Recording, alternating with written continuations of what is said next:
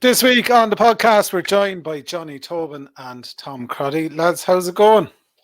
How are you, Stephen? Good, Stephen, thanks. I'm not too bad. I'm in fairly good form after that match last week. We were hoping that Ireland's win over Japan wasn't a blip and that we could back it up against the All Blacks. And by God, did we do that. And it's a strange sight to see the All Blacks down on their knees in 38 minutes trying to get gasping for breath or getting fresh air. It was a nice sight to behold. Incredible stuff, lads, wasn't it? Yeah, it was great stuff. I wonder if Tom got his apology letter for James Lowe. It has to be official now, Tom. Headed paper. It has to be an official capacity. Yeah,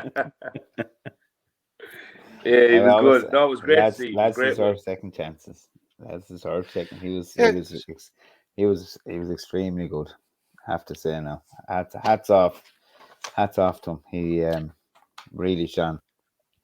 He took his criticism on the chin last year, and by God, he got to work on it. And he said that in the interview afterwards. As he used the word bollockses, you bollockses have been. He said it in the live interview and everything. Did you take offence to that, Tom? No. No. I'm glad I spurred him on. I am glad I spurred him on. Look, we always said nobody ever said anything about him going forward. It was just his defence was poor in the Irish internet. Yeah, and it's not even for Leinster. I mean, we all said how super he is for Leinster all the time. So I mean, it's nothing personal. It was just over the period of time that he had played for Ireland before. His defence was atrocious, but I mean, especially the last tackle he made. I know, look, he made the right decision to bite in and took him out. You know, yeah, because if that had went wrong, we would have a completely different conversation today. Yeah, but 100%. Look. Isn't that what sport is about? You know, you have to take a chance. Either it comes off or it doesn't come off. He backed himself, in fairness. Yeah, he did. In fairness, really did. He made a couple of good defensive reads, in fairness to him, throughout the game. There was a couple of times now that he was crucial, in defence. So, fair play to him. Going forward, though, as well, that first try was, you know yourself, they look easy on the television to get in that wing and touch down the corner, but it's not. It's a body position. That's right. No, body position and everything, and he had an All Black that hit him square on then just after he touched it down and knocked him about 5 or 6 yards over to the side. So, completely exposed there as you're leaving your feet, like, you know, it's very, very risky. There's a lot to do there still between that 2 foot between you and the try line, like, you know.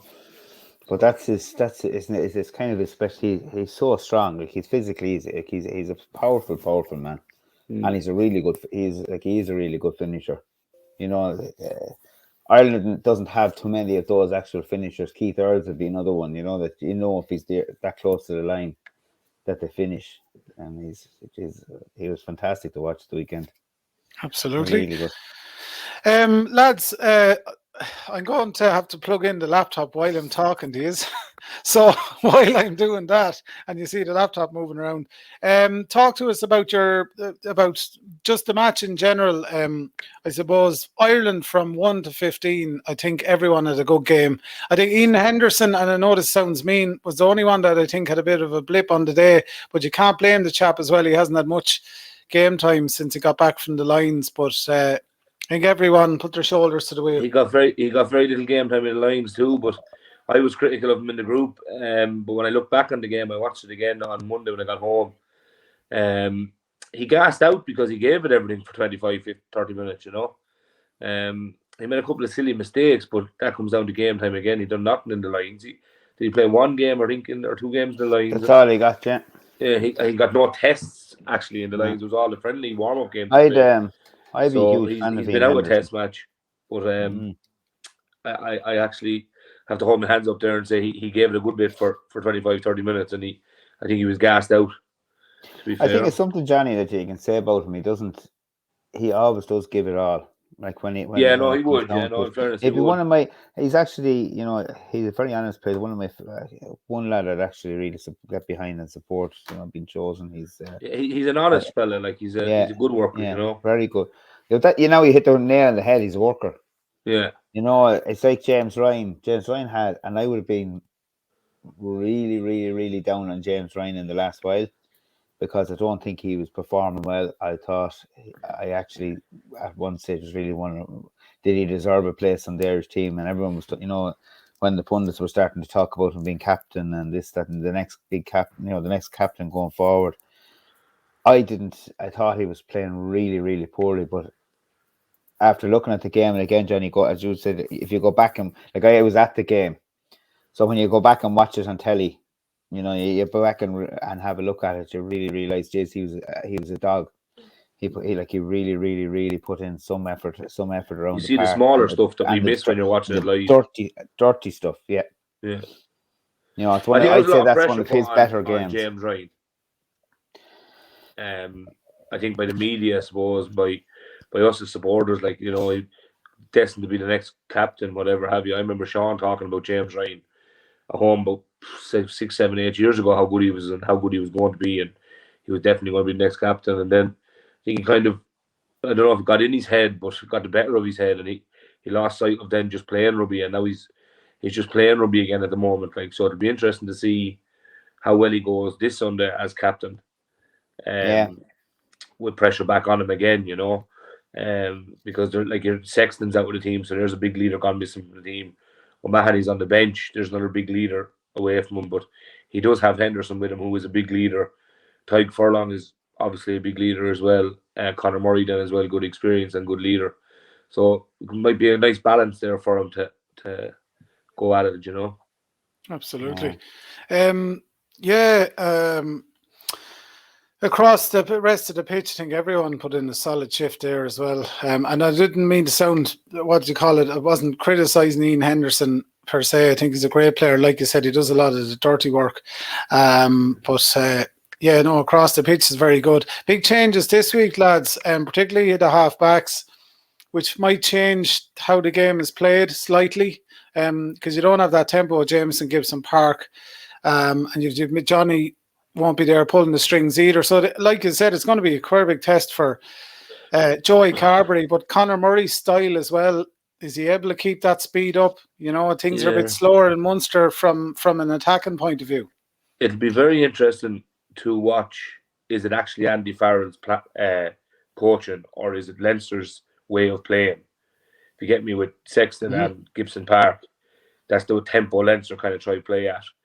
If Ireland revert back to this box kicking, slow, steady game against the Argies, then is Andy Farrell's coaching plan actually as good as we thought it was over the last 2 games? So that's where, for me, that's where it'll be interesting at the halfbacks, especially because it's the Munster halfback player compared to the Leinster halfback player. Is Murray going to put boot the ball 65 times on Sunday? Yeah. Johnny's after freezing. Yeah, well, I would look at it as probably. Are you there? Yeah, go ahead, Johnny. You blipped out there for a while. Yeah, Robin Johnson was just trying to ring me there. Look, I just think it'll be interesting. I think it'll be very interesting to see how they go as a partnership, collectively, because they are the link players. It's the exact same pack. Small changes in the outfield, Henshaw coming in, Balakoon coming in, nothing overly changed. Must be getting another call, Tom. I hear this. But it'll be interesting to see how they work. Absolutely. Tom has gone now. Are you there? I got you. Oh, yeah, no, we're here. We're here, Johnny. I think it's you that's splipping out. Down in a holiday. Yeah, it's Robin Johnson. He keeps ringing me. he must be looking for a favour. Yeah, I think it'll be the biggest test will be. It's not more. I don't see Murray being. I mean, if it is the gameplay that's Farrell and the attack coach of sort are going for this change of tempo, I think Conor Murray will get the ball away. It won't be as quick as Gibson. I mean, Gibson Park has definitely put a number 9 shirt. That's his, as far as I'm concerned. That's his shirt. He had an outstanding game. It is joy to see Joey Carbery come on. I know he got the kicks, and it's unbelievable to get. Can you imagine the pressure of going into in there and having to kick those 3 kicks. Yeah. With the crowd that was in it. I mean, it's not going out in Tobin Park. It's the whole place packed to the rafters with such expectations, because the game had been everything had just gone unbelievably well, and all the plays were working. Everything was on the plate for us to win, and to have that pressure to come on and kick those kicks was phenomenal. But on the other hand, then how he hasn't been playing, hasn't looked like he's enjoyed the game. And we talk about the Leinster way of playing. Carbery came from that, so I mean, there's no he hasn't had the game time from Munster either to bring in that game, to bring in that attacking. Joey Carbery was an attacking player from full back. I mean, we all saw it. And one thing we would have said and I think it's probably one of the reasons that he got picked to kind of replace Sexton or to come in, is that because he's an attacking and would be an attacking 10. Now I don't know if that has to be seen at the weekend. Will he have the confidence to attack a 10 like Johnny attacked a 10? Because I think taking that ball right to the line the way Johnny does and playing the way we do really is that format that's working. Yeah, absolutely. I think when he came in on Saturday, he hit a little bit at 10. Yeah. He's not comfortable he wasn't there. Up into the gain line. He doesn't have the physical presence to do gain line carrying. But he does. He has that ability. He had the ability to bring that ball right up. To bring lads in. Have to take the contact, but just to bring it to that. And you never knew when he was going to attack. And that's what you need is your second 10. If he's going to replace Sexton, he has to now enjoy it and take it on, and that's my only feeling. He was actually what? Out of all the players that came on Saturday, it's terrible to think that he was the one player I was most worried about.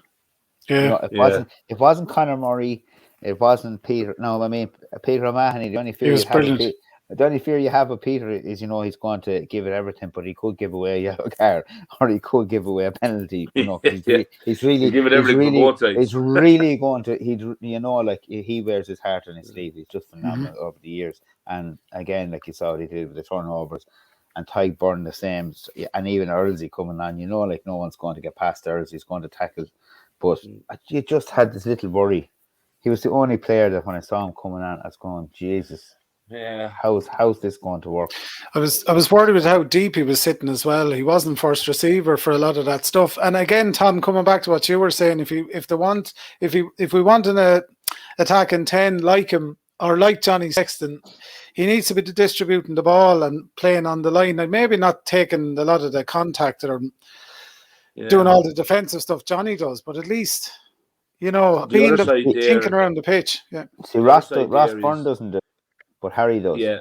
Ross Byrne doesn't do it either. But if you look at that game, Sexton took an awful lot of late hits.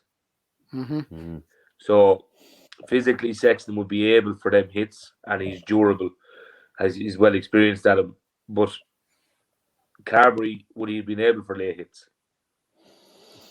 If Carbery carried to the line, so maybe it was a game plan move, have Joey step deeper, and get him just to distribute the ball, to build confidence into the game, maybe from a coach's perspective. I think you hit the nail on the head, though. I think you hit the nail on the head, Johnny, when you said it earlier, like a few minutes ago. Just that he did step back a little bit out of the game. It wasn't throwing himself there, and I think he's just got that.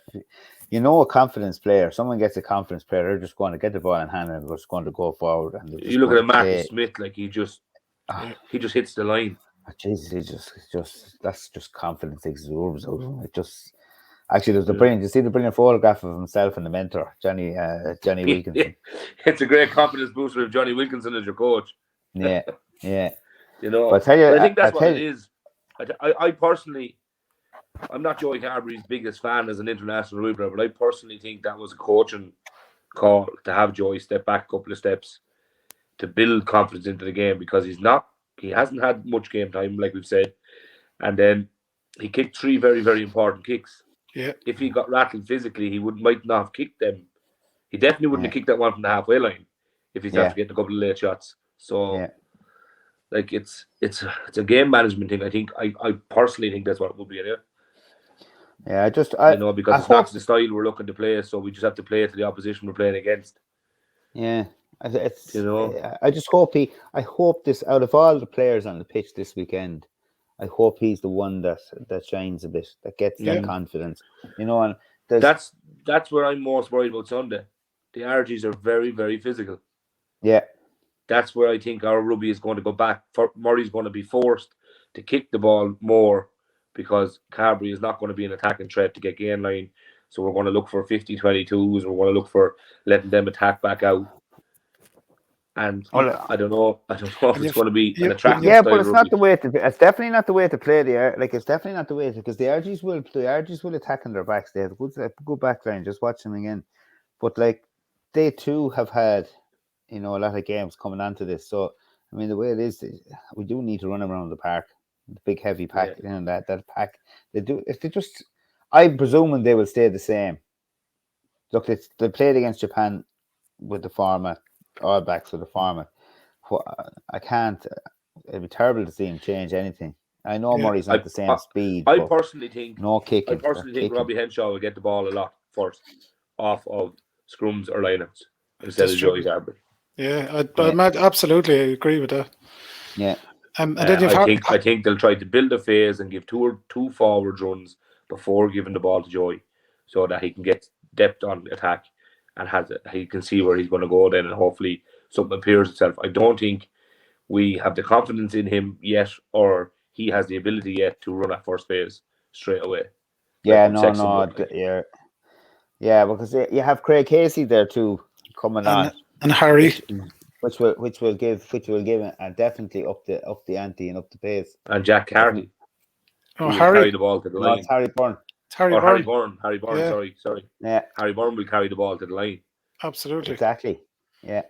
It could be very zippy when those two boys come on. If they're brought on, have to change out the half-back. So I tell you this, it's just worrying like that. You think we're going to go two extremely good games attacking wise to revert back to type, and I'm hoping I'm wrong. I'm hoping we see here next Thursday or next Friday, and we beat the RGs and we played an attacking style of rugby with Murray and Carbery. Yeah, and they just fit into the plan and everything works. For Irish rugby, but then that becomes positive for Munster rugby. Yeah, that's the point they're trying to get across. Is that it's this new style? Is that it's not all reliant on Johnny and like you're saying there, that Carbery can come in, that Craig Casey can come in and play the same style, and a tempo is expected from them, and not to be kicking the ball away and all this sort of stuff. But there's no question. Carbery has all the attributes and all the fitness, and Murray definitely has well tested to play a fast game of rugby. Craig Casey too, and Harry Byrne maybe not as tested, but has all the attributes. So there's no question that they have the ability there to do this. But it's just, will they go back into their shell and revert back to type? Is what I'm worried about after a couple of bangs. I don't think with the forwards that we had, the way the forwards are playing, they were outstanding, and the amount of balls out the back, the handling from Porter, from Furlong, two props running around like young fellas. Centres. It was just everything about it had changed. That back row is absolutely phenomenal. Yeah, Doris was outstanding. You have athletes on the field. Tyg Byrne is an athlete, or Tyg Furlong is an actual athlete, and Andrew Porter is coming along in the exact same frame. He's lost some of the size. He's agile. He's soft hands. Kelleher was outstanding as well. Brilliant. You can't fault, and I think it's back to what we said. That is the way all our provinces should be looking to play. It's back to that thing of and I keep harping on until someone eventually does it. When a kid wakes up and they get their first rugby ball and they turn around, who do you want to play for? It should be, I want to play for Ireland. And that's what it should be. It starts with, and everybody said, the ground up, but I mean, there is a sense of from the top down that people have to have something to look up to. Do you know what? I was when I was watching the warm up with the two teams, and the All Blacks were doing they were very easy, relaxed sort of tempo, but they were doing the same warm up drills as most teams. But then you turn around, if you looked up at the Irish side, there was a lot more intensity going on. I swear to God, Paul O'Connell, I reckon Paul was about to put on his jacket, was about to put on the jersey. He was fired up, absolutely fired up for them. You could see. Yeah, you see, sometimes the All Blacks theory on it works for them. Well, it's not sometimes; it's most times. Their theory is they do all their work Monday to Friday or Monday to Thursday, and Saturday it's just composure. And like you said there, to do all the warm-up drills that most teams do. I'm sure Carlow do some of the passing and handling drills that the All Blacks do, and Tullow do them, and whatever else have you. But they just do them so much better. Yeah. And they were just starved. They were starved of every opportunity to do anything basic. Because you saw how easy they scored a try, though. What? You saw how easy they scored their tries. Oh, ridiculous. Their tries were ridiculous. It's just like a light switch. Yeah. And that is today. And Johnny, you hit the nail on the head. You hit the nail on the head about, like, I'm coaching, like, be coaching the girls, and we're back into the 16s, and said, girls, I was having an argument about, because we're doing passing drills and we're dropping balls and, learning calls. And I said, look, I don't just make these things out of my head. They don't just appear. I don't just suddenly go miraculously arrive up on a Monday night. They're the simplest things. And I said, they're the exact same drills that Ireland were doing and the All Blacks are doing. And they do it, and they do it, and they do it. And they're doing it since they're kids. And it becomes natural. Forwards and backs pass the ball out the back, out in front. It's skip balls, lines are running. And they're all just simple things. But as you said, the All Blacks do it so well. But that's what the kids need to be, from a kid's point, to teach kids. Irish kids should be learning all those things before they should have silky ball handling skills first. Mm-hmm. Yeah, I think I know we had a discussion about the youth system in Ireland before, but I had a little thing. I heard a little thing during the week there. I won't mention where it was or who it was, but a coach shouting at somebody, "Don't kick the ball. This is not part of the plan." And I was thinking to myself, well, what is the plan? Like, to kick it, let them figure things out. Like, it's just, you see the All Blacks there, they kick it when they want to kick it, they pass when they want to pass it. Kicking is a major part of the game when it's used correctly. But I think, like, in New Zealand, it's encouraged to do everything with the ball. Kicking, passing. See, Sebu recently was against Wales and he was throwing one-handed basketball passes. That's not something that just happens. That's practiced. Yeah. Like, it's gas. It's just they do everything so well, but the Irish intensity last Saturday was just second. Don't have time to think. Yeah, you see, sometimes, like, as a coach, you get into things. You have your systems of play, which every coach has a kind of system or way, and it's a way you want to play. But sometimes you get bogged down, and you kind of get bogged down into things into drills, and you get bogged down into the way you're playing. And I remember coaching the side, and I remember we were really, really just going through a bad phase, couple of bad games, and I just said, lads, actually, do you know what, today? I think we've forgotten. We're all gone so intense about doing stuff and getting stuff right. We've actually forgotten to enjoy and play the game. Yeah. You tend to forget that, like, especially with when you have younger players. These lads want to run with the ball. They want to throw a pass. They want to try things. And then, you don't want to, because as coaches, sometimes we get, you start flipping the lid because, that space opened up there, and why didn't you take that? We should have done this. We should have done that motion. But then, like, you're not on the pitch, and you kind of have to say, hold on. They're then upset because they feel they should have done this or they should have done that, and everything gets muddled up sometimes. And you just have to say, go out and play. And that game, I say, go out and play. We actually won. We won well, because they actually went out and they came back in, and one of the players actually came up and he said, that was the best thing you said all year. Yeah, I have a weird thing at the moment. Yeah, with Kilkenny College, I was the worst in the world for being intense. And anyone that would have coached with me or against me, and Blanche will tell you this, I was the worst in the world. I got used to so bogged down in trying to be perfect that the team was perfect and we knew everything and we could do everything, and when we're a million miles away from perfect realistically. So my two things now that I say to the kids when we're playing in Kilkenny College is make sure every game we learn something and we enjoy it. And after that, the scores are relevant. Like, we got beat last week, Castleknock, 36-5. 25 fellas played rugby. 25 fellas came out of the field. They got a half each. The 10 subs got a half, and the 15 fellas got a half. And everyone got back onto the bus and they were delighted. You know, so you're winning there, like, and you know that's the main thing, like. But I think the Irish team at the moment, the point to make it there is they're enjoying the rugby. Absolutely, they're playing with more confidence, and their supporters more are flair. enjoying, and their supporters seems to be more enjoying enjoying when you're watching it, you know.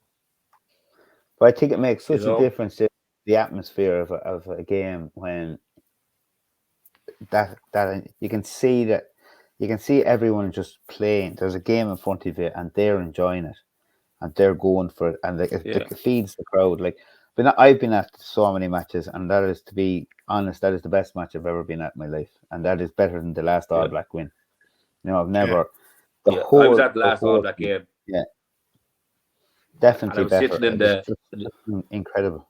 I was sitting in the sports bar in Paris, watching that game, and I heard the Fields of Athenry coming on during the Haka. I was bouncing.